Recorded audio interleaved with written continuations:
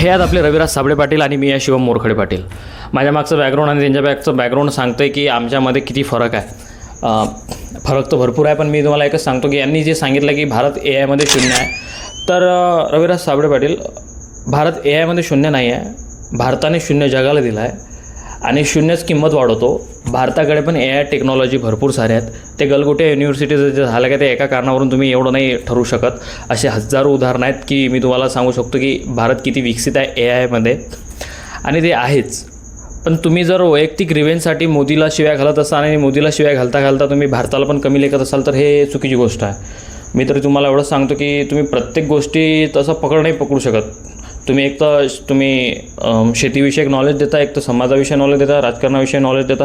तुम्ही असं ठरवून घेतलं पाहिजे की तुम्हाला कोणता विषय येतो आहे. म्हणजे तुमच्या फीडमध्ये आलेली रील्स बघून तुम्ही डायरेक्ट त्याच्यावरती ॲक्शन घेता, पण त्याच्यामागचा अभ्यास करत नाही, त्याच्यामागची हिस्ट्री बघत नाही की हे खरं आहे खोटं आहे, त्याच्यामागचे फॅक्ट काय ते तुम्हाला माहीत नसतात. आणि दुसरी गोष्ट म्हणजे एफस्टीन फाईलचा जेव्हा विषय निघाला तेव्हा तुम्ही काय बोलले, मोदी आले गेले नसले. अरे तुम्हाला माहीत तरी होते का ते आले गेले नसले, तो मेल काय आहे, तो बोलवलं काय, तुम्हाला कळायला तर पाहिजे त्या गोष्टी. म्हणजे तुमच्या फीडमध्ये जर रील आली आणि तुम्ही डायरेक्ट त्याच्यावरती रिॲक्शन केलं, असं नाही होत ना. तुम्ही त्या गोष्टीत बघायला पाहिजे, त्या गोष्टीचा विचार केला पाहिजे की नेमकं आहे तरी काय, आणि त्या गोष्टी बघा.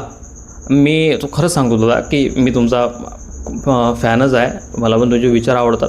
पण तुम्ही नेहमी कोण्या नेत्याला टार्गेट करता ते चालेल, पण त्या नेत्याच्यामुळे आपल्या भारत मातेला, आपल्या भारताच्या प्रतिष्ठेला ठेस लागेल असं काही करू नका.